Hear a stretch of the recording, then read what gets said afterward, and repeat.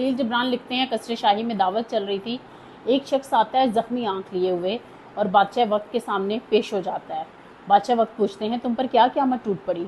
कहता है कि मैं पेशावर चोर हूँ और क्या हुआ कि एक दफ़ा गलती से चांद निकलने से पहले ही मैंने चोरी करने का इरादा कर लिया और गलती से जिस घर में मैं कूद गया वो जुलाहे का घर था, और जैसे ही मैं कूदा वहाँ पर पड़े तकले से मेरी ये आंख ज़ख्मी हो गई। इसी वजह से ये मुसीबत मुझ पर आन पड़ी है और ये खून बह रहा है। बादशाह वक्त ने उसी वक्त हुक्म दिया और उसकी फरियाद सुनी और कहा कि जल्दी से उस जुलाहे को तलब किया जाए। जैसे ही जुलाहा जो है बादशाह के हजूर पेश होता है तो बादशाह जो है हुक्म दे देता है कि इसकी भी एक आंख फोड़ दी जाए।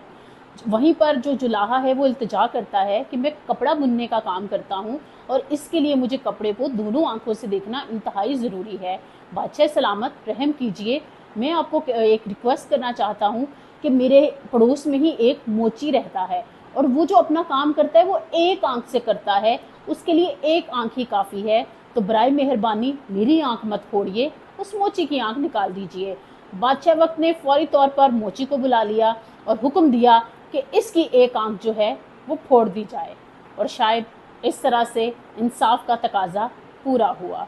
आज हमने सबने देखा नज़रसानी फैसला जो है वो था मखसूस नशिस्तों के हवाले से, और आइनी बेंच ने शायद वो फैसले को मैं यही कह सकती हूँ कि दिले बेरहम माले मुफ्त दिले बेरहम, जिस तरह से कहा गया JUIFA, पीपल्स पार्टी और PMLN को ये नशिस्तें दे दी जाएं, उसी तरह बेदर्दी से बेरहमी से 8 फरवरी को इलेक्शन ना सिर्फ लूटा गया था, उससे थोड़ा सा अगर हम पीछे चले जाएं तो हमें नज़र आता है जिस तरह से PTI से बल्ला छीना गया था और फिर उनके जो उम्मीदवार थे समझ नहीं आ रही थी कि वो आज़ाद हैं या किसी पार्टी के हैं। जिस मासूमियत से आइनी बेंच जो है ये सवालात उठाता नज़र आया, आपने PTI से इलेक्शन क्यों नहीं लड़ा, आपने लिस्ट क्यों नहीं जमा कराई, आप सुन्नी इत्तेहाद काउंसिल से क्यों पार्लियामेंट में मौजूद हैं? तो शायद मेरे ख्याल में मुझे वो खलील जिब्रान की कहानी और वो सारी कहावतें याद आ गई कि शायद आइनी बेंच ने आज जो फैसला दिया है कि ये नशिस्तें जो हैं, जो पेशावर हाई कोर्ट ने फैसला किया था वो बिल्कुल दुरुस्त था और नशिस्तें PTI को नहीं मिलेंगी। जिस तरह से 8 फरवरी को इमरान खान के खंबे जो है वो जीत गए थे